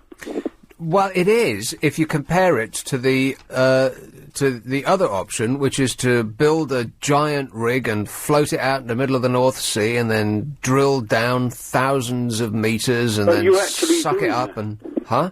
You are doing that. You're at the other end of it, using the fuel, whatever, if it's converted to electricity or whatever. Yeah. You're at the other end of that long pipeline, finally compressing air with it. Right. Yes, but it has to be more economic to use it to compress air than to burn it. It seems, on the surface, logical, but I think that further investigation would be needed to see if it was that a good a system. Right, well, I'll get on the case. I'll have a detailed report on your desk by the morning. Okay, and the other thing I'm concerned about is water. Yeah. I mean, if we use water, I mean, it's hard enough getting a drink. Is it? Well, it is. I mean, you look around the world and see people have to walk 5-10 kilometres with plastic containers on their back, and then we're going to use it to burn up in our cars. That can't be sensible, can it? I don't... If it runs on water, doesn't it come out as the constituent parts of water? Certainly. But then, yeah, but so it doesn't get lost, then it would... come back into the environment. Yeah, and reconstitute itself there's as... an effort made then to get it back into use for drinking. Then you've got another negative situation. You're throwing a lot of spanners in the works here, Alan. I was very positive before you called. I thought we cracked it. All right, I'll investigate further. Cheers, mate. Cheers, pal. 0845 6060 973. Coincidentally, it's 9:15. And here is LBC Travel News with Will Gowing. Thanks. There's something interesting happening on James O'Brien's show next week, Real Energy Week. Your chance to talk about the real issues concerning energy conservation, which fits in with what we were just talking about. James is going to be finding out about new technologies, how to keep our cities cleaner, and the scientific know-how that we must equip our children with. So listen all next week to James O'Brien for Real Energy Week with Shell, working together for a responsible energy future. Is it scientific know-how that we must equip our children with, or scientific know-how with which we must equip our children? I'm going to go for the latter. Once again, I'm right. Here is Catford. Trixie. Hello. Trixie. I'm a bit worried about this this car that runs on air. Really? So what do? They compress the air, then it drives the car. Is that correct? Yeah, they squeeze it into tiny amounts, and then science intervenes. They will be charging us for fresh air. That's exactly what people said years ago about taxes. They'll be charging us for fresh air soon. Yeah. Well, if you want to look at it like that, well, yes. Yes. But I think that would be a fantastic thing to charge us for. So, I'd rather pay for fresh air than petrol. So is it going to work in a sort of an atomic sort of level? No, it's, I think as the pressure is released, it pumps the little pistons up and down. So it's a bit like a steam train, the same sort of idea, sort of compressed air, but it's being steam. It's I suppose so, yeah. Oh right, okay, all right. Well, it sounds interesting, but I guarantee they'll be charging us an arm and a leg for compressed air. We won't be able to get away with it. It sounds brilliant in theory. Now, gas. Gas. Nobody has ever read my meter. I moved Right, here. well, you're in for a big shock. No. I rang up British Gas and said, this is my meter reading. British Gas, I was with British Gas for a year and I never received a bill. They kept saying, yes, we'll send somebody round because it's underneath the stairs, inside my flat. That's the problem, because they can't just send somebody round to look at it on the outside of a house. Yeah, they've got to experience my the full meter- squalor of your lounge. My meter didn't even exist, apparently. Huh? No, it didn't exist. They had to create a meter point for me.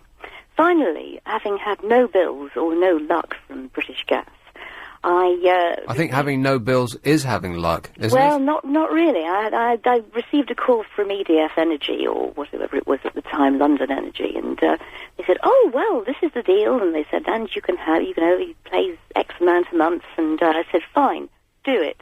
And it still took them about 3 months. I was with a broadband supplier, and they didn't send me a bill for a year. Peculiar, isn't And then when they did finally send me a bill, it was for about 2 or 3 months, something like that. And I complained. I said, "Why are you billing me for..." I thought I was chanced my arm. "Why are you billing me for 3 months?" They said, "Oh, sorry about that. We'll discount you and only bill you for 1. They had no idea I was even sucking up their excellent resources. No. And the thing that gets me is when if they do take too much money or they bill you too much, they say, "Oh, well, we'll take it off the next bill." Yeah. Well, hang on, can you imagine people on limited income? Oh, saying, absolutely. It's infuriating, yeah. I'm sorry about that. By direct debit, we've taken up 3 times as much as we should have done. Precisely. We'll give you a discount next month. Yeah. Oh, great. How about right now?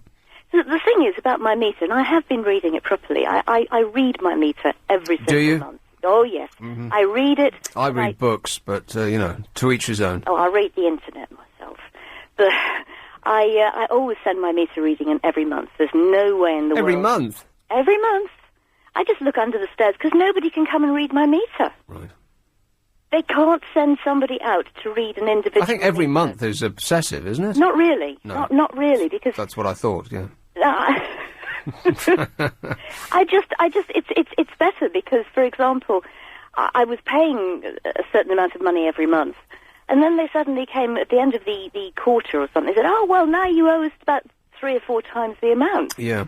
So I thought, no way. I'm going to pay a certain amount each month. And I'm going to read my meter every month. So there's no big surprises? No. Like I had. £700 they were out. Can you believe that? That's absolutely appalling. It's like I'm running the London Eye off my meter. Yeah, do you know how you can get electricity from Scottish and like if you switch, it's not different. It's not the electricity doesn't come through purple or something like that. It's the same. I don't know. I swear everybody's got this monopoly board that everybody in business, because nobody actually touches the gas, and of course we know there's a great pool of money. And all they do, they just play games with it. Now, who can take more money this month than the others? So, they all sort of have these little schemes and fool customers over there. I don't think it actually happens at all. We just get the gas for free. Well, I'm beginning to suspect that that it's all just one company, that all these different companies don't exist. Right. Because how can you... Seriously, honestly, I would love to know. Is this common knowledge and I'm just being stupid? I don't know. Or is there... How do you get gas from one company and not the next? I don't know. They come round door to door and people with changed on the doorstep. With the gas in a briefcase. Yeah, here you are. Here's this month's supply. Yeah, I'm rude. I say no. And I'll stay with my supply because generally it swings and roundabouts. It'll go up and then it'll come down and... so on. Right. But as I said, we will be charged for fresh air, Nick, definitely. And by the way, I heard on this marvellous radio station, which I happen to tune into regularly, called LBC, that's something about Ken Livingstone looking at, is it parts of India, is it Delhi, it's one of the most eco-friendly cities in the world. Delhi? Delhi, I don't know. I probably misheard it. He's somewhere over there. He's looking at it? He's been looking at their conservation techniques. Right. Yeah. Well, I've got no... I've probably got that wrong too. Well, we'll find out. That's why he goes on these trips abroad. Oh, I That's what I'm see. saying. There it is. He goes on these Explained, trips yeah. abroad to see all the trees that have been planted and see... Yeah, well, we don't have any of them over here, yeah. No, Trixie, precisely. I've got to go. Cheers, my dear. Thank you. 0845 6060 973. We're going to have another update from Jo Parkinson. She's over there at the BAFTAs in the glamorous backstage area. This great, cavernous, echoing, drafty place that she's been stuck with all the other journos. And we're finding out who's won what, because I'm sure that a lot of awards have been given out, a lot of awards have been given out, a lot of booze will have been consumed. Bottoms may have been displayed. Who knows? We'll find out. Let's have London Colney. Oh, Mandy. Oh, Nick. Mandy. How are you? I'm good, thanks. I'm not. Okay. I've got corneal retinitis. I've no idea what that is. No, corneal keratitis. Right. It hurts. Is that a bad thing? Hmm? Is that it's a bad thing, right? But it's not great. I've taken my contact lenses out and I scratched my eye with my nail. Yes. You see, it's interesting. When I went to get my eyes lasered, I went to a couple of places. One was Moorfields Eye Hospital. Yeah. And the other was some private place. And no matter who I talked to, every single man who worked there... Wore glasses. Yes. Yes. They don't even have contacts, let alone have their eyes lasered. They all wear glasses. Well, I've got my glasses on tonight. But what I wanted to tell you was, I was with EDF Energy. Yeah. And on Sky News I heard they're putting it up. Their electric. I haven't got gas. I've only got electric. Oh. Yeah. Shame. I want gas. So I phoned up uswitch.com. Mm-hmm. And they said, yeah, they're putting their prices up. Right. Go to Scottish Power. Yeah. And then guess what? So I did. No, they haven't. Oh, really? And the 20th, that's today, I'm with Scottish Power. But how? I don't have bills because I can't deal with bills. I have a prepayment meter. Really? I have a key, yeah? What, you put money in the thing? No, I got a blue key and I go to a pay point, put 50 quid on it. Right. Put it in the meter, put it in, and then I don't get bills. But what if it runs out right in the middle of The Sopranos? No, you've always got £5 emergency. Oh, right, okay. But I don't let it run out. I'm too efficient. But how? Honestly, I would really love to know. If somebody can explain this to me in a way that a yokel like me can understand. Mm. How do you get electricity from Scotland one day and from Essex the next? How is that even possible? Well, I don't know. 0845 6060 973. If you can, lay it out in front of us. So but how do they get the gas in the pipe that goes to your house? I wish they would, because I can't have gas Right. here.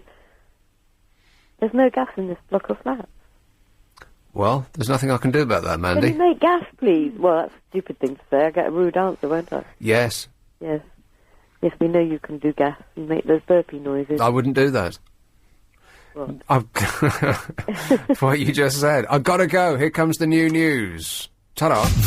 LBC 97.3. It's now 9:30. Affirmative. So, over at the Brits, Jo Parkinson, LBC's showbiz reporter. Hello. How are you going there, Jo? All right, yeah, very good. We've had lots more awards. Oh, and yeah?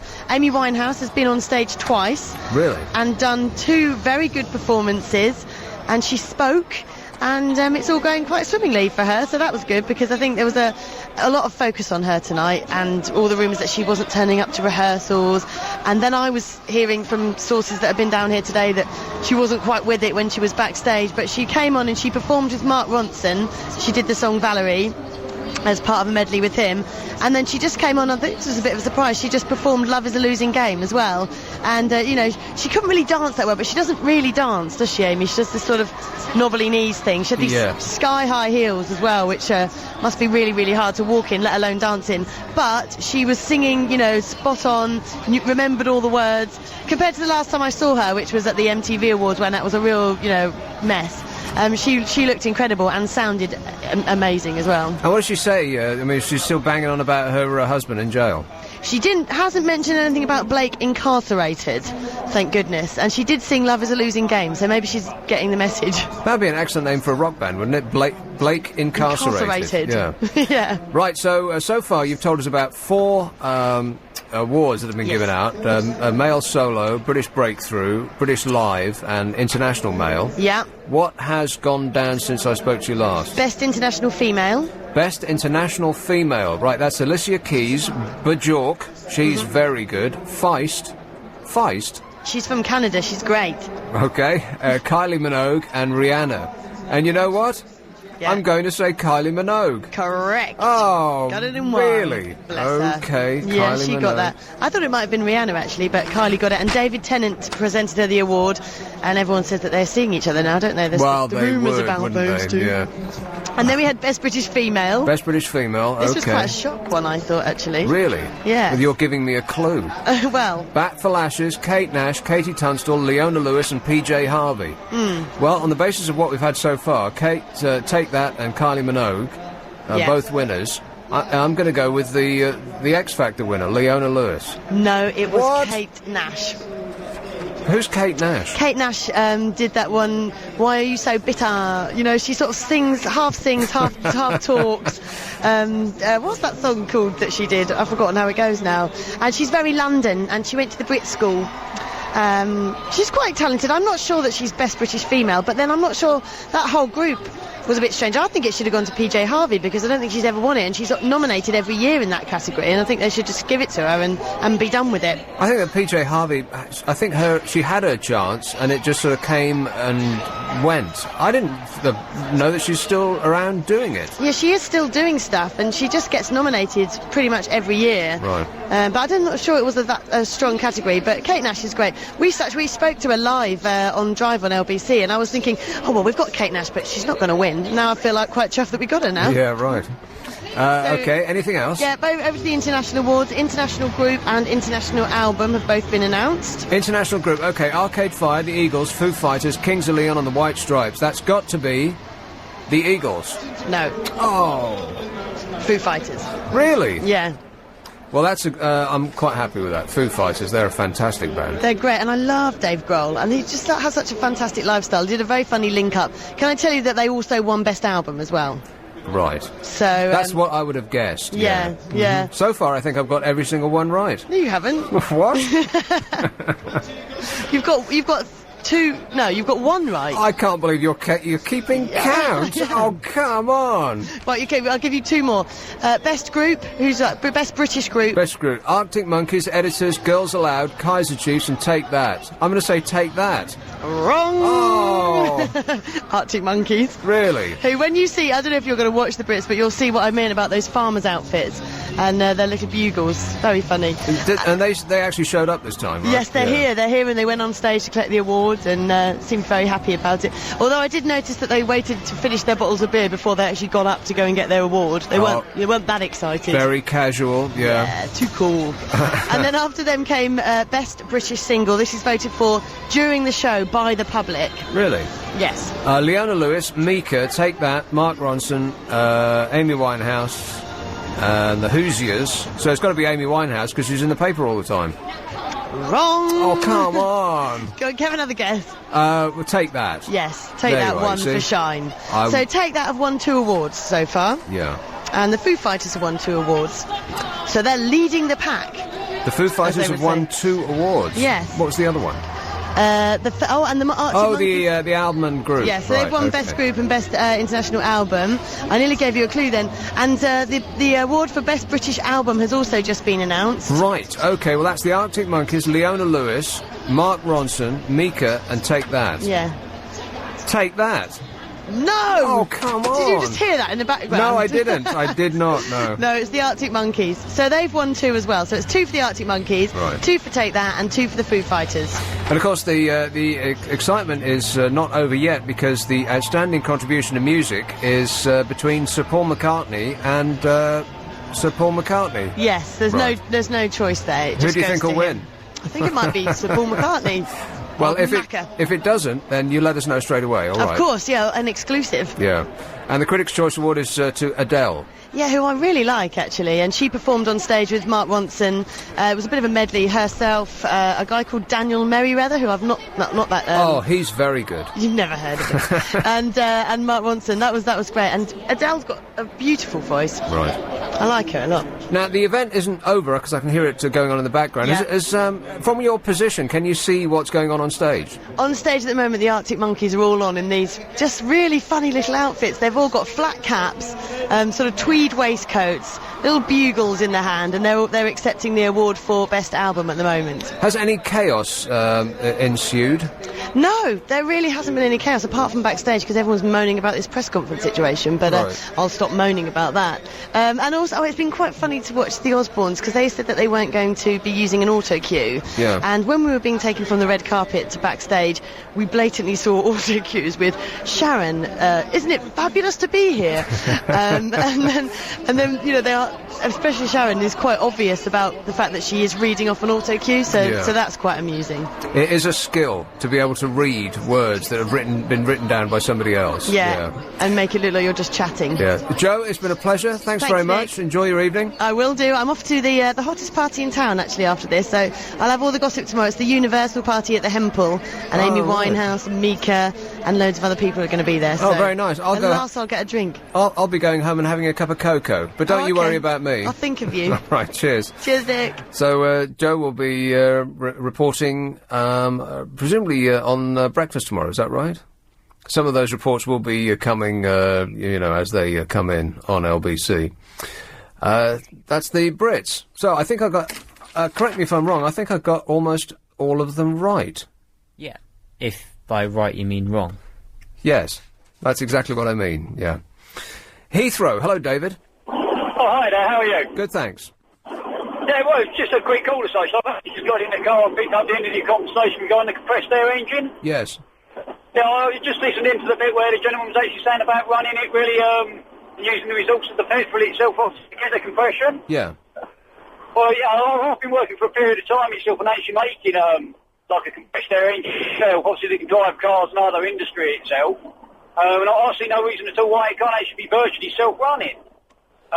Directly what you'd have, in all honesty, is like a turbine itself that would be run by a 6-valve mini compressor, and a computer would actually basically run the electric, obviously, then back into the compressor, and obviously these would actually be on a bank. So, in theory, like your cylinders in a car, where it goes basically 1, 2, 3, 4, or obviously in whichever order it's supposed to go within the normal combustion engine, the compressor would actually just turn on and jet the engine itself really into like the turbine itself. So in theory, as the actual compression tank is emptied, the next compressor would kick on. David, it's a really bad line, but I'm going to have to accept that explanation as proof positive of whatever it is you just said. Okay then, alright, sorry you didn't hear me then. That's all right, thanks very much. It sounded like he was talking under... Actually, it sounded like he was calling us from underwater. That was terrible. When are they going to sort out mobile phones? Really? But no, I agree with absolutely every word that he said. I didn't understand a word. Not a single solitary, but it was something about, I don't know, 1, 2, 3, 4. That was about all I heard. But he's right. Everything he said was absolutely right. Max, Elephant Castle. Hello, Maxwell. Hello there, Nick. Yes, good evening. I'm trying to find out how I can save money with burning fuel. Yeah. I actually cook on an open fire. You cook on an open fire? Open fire, yeah, in Elephant Castle in my back garden. I need to know how I can get free or recycled material or recycled wood. Where could I do? Maybe if any of your callers can call in and find out where I can get free recycled wood. Right, okay, well, leave us your address and I'll pop round after the show, all right? What's he talking about? Now, I understood every word that guy said, but none of it made any sense. So that's how you cook in Elephant Castle, eh? On an open flame. The other people living in that block of flats will be thrilled. Oh, yeah, you know, start a small fire in the kitchen. perfectly safe. Here's a call in Fleet. Hello, David. Hello. You want to understand how the national grid works for gas? Right, OK, here's my question. Yeah. How can I switch from receiving my gas or electricity from Scottish Power to N Power, and it be? I don't understand. How do you do that? It's all very simple. Think of let's start with electricity. You know there are pylons everywhere. Oh God, not this again. Here, David, are you only near a window? No, why? Oh, you're cracking up. Well, sorry. I'll stop moving. There you go. Okay. Right. Think of the national grid. There are cables everywhere, and the electricity might come from nuclear, it might come from coal, come from hydroelectric, but it just all goes into those cables, and you get it into your front door, yeah? Yeah. Nuclear power, no thanks. Anything, you can't choose. It's just electricity. Yeah? Right, okay. Think, when Mrs. Thatcher, bless her, privatised the gas industry... Are you still moving? No, I'm staying still. Okay. She made a company called Transco. Yes. And Transco owned all the pipework everywhere, all over the country. So I think they own all the spades in the country, and they're digging up all the blooming roads. Yes, they do, right? So all that gas is there, and anybody, in theory, could own it. Any one of a number of companies. Yeah. And so when you switch, you're getting exactly the same gas. You know when you go and fill your car with petrol and you think, I prefer Shell because it makes my car go faster. Yeah, it's tastier. Mm-hmm. I don't want to buy that Tesco petrol. I know, it smells awful. Those tankers all fill up with petrol from exactly the same garage, from the same tanks. Now, depending on which brand you buy, there's additives in it. With gas, it's the same gas, it's the same colour. So your Scottish gas is exactly the same gas. Right, well, how is it Scottish gas, then? It's not. You're just buying it from Scottish. You and I could set up Nick and David Gas Company, right? And we could sell gas. We would buy it from Transco, who are responsible for the gas, the wholesale gas, if you like. Yeah. But of course, what we do is we then buy it, not necessarily from one supplier. We buy it from whoever today is selling it the cheapest. Then we sell it on to our retail customers. A bit like going down to Covent Garden and buying fruit. You know, we sell it, but it's good. The fruit and veg, the oranges you buy in Tesco could be the same oranges you buy in Sainsbury's, even though they're a different price and they're in a different package. Are you with me? Well, yes and no. And I hope that's clear. David, I've got to go because here comes the travel, and I can't bear to listen to your dreadful mobile phone reception anymore. But thanks for making the effort. It's 9:45. LBC Travel with Will Gowing. Thanks a lot, Nick. Come on, we're running late. It can't be that time already. Richmond, hello, Alan. Hello, how are you? Good, thanks. Yeah, that guy kind of had it. Easy way to explain it. Gas, electric, all that kind of thing comes in the same way. Essentially what you're doing is you're taking over the billing via a different person. If you think about your broadbands and that, a lot of them, they'll give you different prices, supposedly a different broadband supplier, and they'll say it's via a BT network, so to speak. They basically take over the billing side of it, and they end up buying so much of it that they can actually buy it cheaper from the people that are supplying the people that are supplying you, so to speak. Right, that's as clear as mud. No, it doesn't. On a totally different note, you know, you were jokingly saying about that guy who wanted to cook on an open fire. Yeah. Right. When I was doing construction work, I had a client that did some rental properties, and there was a place he had just round the corner from the Whitgift Centre. Not the Whitgift Centre, the Lily White's one, the one in Bayswater. Right, Whiteley's. Whiteley's, that's it, I knew it was something like that. And he called me in to put some damaged flooring right, and what it was actually a quite high embassy official. He brought in some servants, basically, from Somalia, left them there. They didn't understand the lingo or anything. He went out to get, all the stuff. He'd gone out to work, sent his wife out to get the shopping or whatever, came back, and they'd only started cooking on they'd made an open fire on the parquet floor because they never seen gas or electric cookers. Right. Genius. I could not believe it, but I swear, it was true. Had they also sacrificed a goat? I had to think what they were cooking, but yeah, it was very, very funny. All right, thanks a lot, Alan. Okay, mate, no worries. 0845 6060 973. Let's have neither of these. You just... Huh? No. OK. Hey, you know the Taxman has just got a new slogan? Is it give us your money? No. You're going to get audited, mate. Don't make jokes like that. No sense of humour. They don't know my surname, so I'm right. Here, Alex, what's his surname? Smith.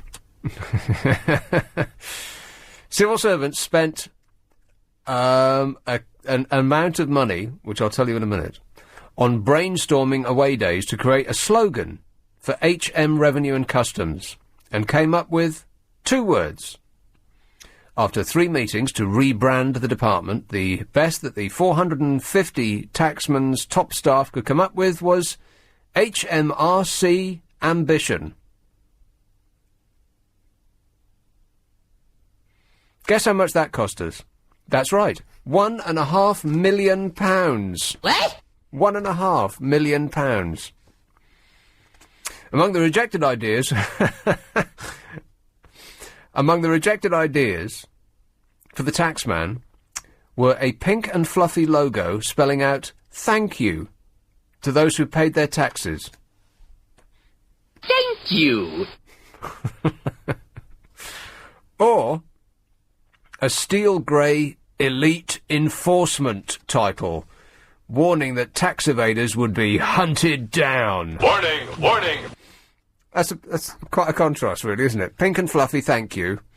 Steel grey elite enforcement. After selecting HMRC Ambition, which has been used on internal documents, managers then put together a mission statement to inspire staff. Oh, good. That's what we need. HMRC, which last year lost the details, you remember, of 25 million child benefit claimants, spent £1.34 million on the meetings in 2006. Lib Dem spokesman Danny Alexander said, "After the lost data debacle, I could think of lots of other words other than pink and fluffy or ambition for HMRC." An HMRC spokesman said, "If you improve the quality and the leadership in the department, it benefits everyone from people who claim tax credits to the government." What on earth does that mean? So they have a new slogan, the Taxman. It's the word ambition. I'm amazed that they didn't come up with HMRC solutions. Everybody else has. Now all they need to do is spend £10 million on a new logo. It'll be a fist gripping someone tightly by the, so their eyes are bulging out. 0845 6060 973. Clive will be on shortly. Now, there was some other thing that I wanted to talk about, but we're kind of running out of time now. Maybe I'll talk about some of these tomorrow. I did want to mention the food that they get at our expense in the Houses of in the House of Commons. It's staggering the amount of money that they're sucking up from us. It's like I said before. They do say that the job doesn't pay very well, and right enough. If it was £60,000, it's something like that for an MP. You think, well, you're running what is essentially the biggest company in the country, one of the biggest in the world. We've entrusted its success to you. That doesn't seem like an enormous amount of money, but that's not the end of it. It's hardly the beginning of it. They also get 130 grand in expenses, and I'm waggling my finger in the air to denote inverted commas around the word expenses. It's staggering what they can claim for. iPods, for instance. I'd love to be able to go out and buy an iPod on expenses. Fish tanks. Can you believe it? Anything that's less than 400 quid, they don't have to produce a receipt for, and that's virtually everything. They can claim a house, or rather, not a house, but they can claim the expense of a house if they live outside of London. But I'm just treading on spongy ground here because I'm not sure of the unless I'm actually reading it, I'm not too sure. But I think the gist of it is that people who live within an hour's commute, which you'd have to say would be virtually everybody who works in the centre of London, it takes them less than an hour to get in and out, and they're claiming for a house as a halfway point, a halfway stopping point, like they need to water their horses. It's amazing. 30 grand for a house to sleep at in town, when it'll only take them 30 minutes to get to their actual house. They're just, we're being swindled, basically. If they just came flat out and said, right, we're earning 200,000, then we could deal with that. But they don't. They say we're only earning 60. Woe is us. We can barely, scrape a living together. But that's not the case at all. They're rolling in cash, and all of it ours. So maybe I'll talk about that tomorrow with more specifics, so that it will actually appear as though I know what I'm talking about. Yeah. That would be a change, eh? Now then, Raj, what have we talked about on this super show? We talked about Fidel Castro. Oh, I remember that, yeah. Assassination attempts, yes, including exploding cigars, cold creams, right, radio tricks. Yeah. Groovy radio studio, yeah. Exactly. Groovy. Conspiracies, the lunar eclipse. Oh, the lunar eclipse, yeah, that's tonight, don't forget. 3 a.m, I think. 12:45 till 3 a.m, yeah. Oi, shut up, mate, we're on the air. We talked about the Brits, and we also spoke to Joe live. Can you believe that? How rude. Ozzy Osbourne, Oliver Reed, Revolution in London. Oh, no, fresh out of time. LBC. Excuse me, is there any chance